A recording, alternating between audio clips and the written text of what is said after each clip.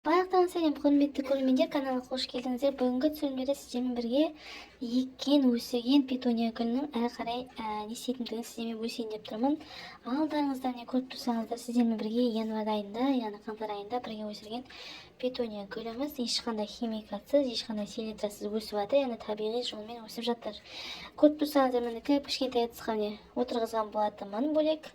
Содан бері міне неше ай өтті, 2 ай өтті, содан бері әлі тұр. Міне уже тамырлардың бәрі, астың бәрі жаулап кеткен, яғни уже бұны басқа ыдысқа отырғызу керек. Яғни бұл біздің петунияның, бұл менде ақ петуния, яғни әмпеліне де аталады ғой, жайлы өсетін түрі. Көріп тұрсаңыздар, міне алдағы созылып кеткен, астары сағырады, себебі бұларда уже витамин бітті деген сөз. Сол себептен мен оны кішкене мынандай үлкендеу ыдысқа егуге бастайын деп тұрмын. Яғни осылай үлкен ыдысқа егсеңіздер, яғни гүлдеуде өте керемет болады. Егер сіздер мынандай ыдыстан сразу үлкен бір ыдысқа мынандай үлкен ыдысқа егіп кетсеңіздер, әрине ол бірінші тамырын өсіреді, сосын барып үстін ғана өсіреді. Сол себептен осындай кішкентай ыдыстан бастап, қазір негізі кеш емес, егем десеңіздер, қазір тем более күн уже ұзарды, ертерек екпей-ақ осылай қазір ексеңіздер де болады. Демек, көріп тұрсаңыздар, осындай ыдысқа жайлап отырғызам. Яғни отырғызған кезде міне мынадан қазір размерін көрсетейін. Мынамен мына размерін қараңыздар, айырмашылығы көрдіңіздер ғой, мына 0,5, 0, кішкене содан сәл үлкендеу. Енді осыған біз қарап өлшеп, бұдан да үлкен ыдыс бар, бірақ та маған кішкене осы пока әзірге жарайды. Қараймын. Мына бүйтіп өздік шамалана топырақ толтырамын да, содан кейін барып салатын боламын. Топырақты менде топырағым кәдімгі дүкеннің топырағы. Дүкеннің топырағы ешқандай жаңағы үйдің топырағы емес.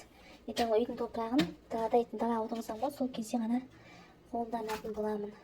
Әзірге осылай дүкеннің топырақтарын қолданамын. Ішінде ағаштары нелері өте көптеу енді. Бірақ дегенмен де осындай жерлерге өте құнары өте көп. Ақ түйіршіктер көріп тұрса, олар жаңағыдай вермикулит барлығы араласқан, яғни дайын түрі. Көрдіңіздер ғой. Міне тамырын көрсетейін, өте керемет жағдайда, яғни ешқандай қоспасыз, ештемесіз өсірілген. Енді бұны кішкене бүйтіп осылай басын қыраймыз. Петуния өзі мынандай бетін ғана шығып тұрғанда өте жақсы көреді, қатты оны керек емес, әбден жаңағыдай терең қылып, себебі бұның көріп тұрсаңыздар, тамыры өте кішкентай. Осындай ғана, сол себептен осылай тек шамалы топырақ салып, осы одноразовый отырғызып жатсаңыздар. Егер бірден істесеңіздер де болады, бірақ одан кейін уже үлкендеу ыдысқа отырғызасыз. Яғни әлсіз қазір дала күн жылынған сайын осылай отырғыза берсеңіздер, ол несін өсіріп, жапырақтарын өсіріп үлкен болып, жазда өте күшті. Пышный деп айтады, оған сондай болып керемет болып гүлдейді. Ешқандай қиындығы жоқ. Топырақтар мынандай болып тұр, оның қазір бүйтіп істеген су құйғаннан кейін басады, су құйғаннан кейін қайта істегеннен кейін қайтадан жаңағыдай топырақ салып жіберсеңіздер болады. Жандарына салып жіберуге болады, қазір салып жіберейін. Сосын осылай жағы барлығын осылай істеп қойсаңыздар болады. Ешқандай қиындығы жоқ. Бұйыртса гүлдегенде сіздермен көрсететін боламын. Айтпақшы, тұқымдар жөнінде WhatsApp-қа жаза берсеңіздер болады. Уже бәрі адамдар бұрын жасап жатыр, алып жатыр. Барлық нәрсенің, жеміс-жидектің, тұқымның, қызанақтың түрлері бар, асқабақтың түрлері бар, бәрін жазсаңыздар болады. WhatsApp-қа астына қалдырып кетемін, сол WhatsApp-қа шықсаңыздар болады. Жан-жаққа қала, ауыл жерлердің барлығына жіберу бар. Қазіргі білесіздер, тұқымдар өте қымбат және сапасыз.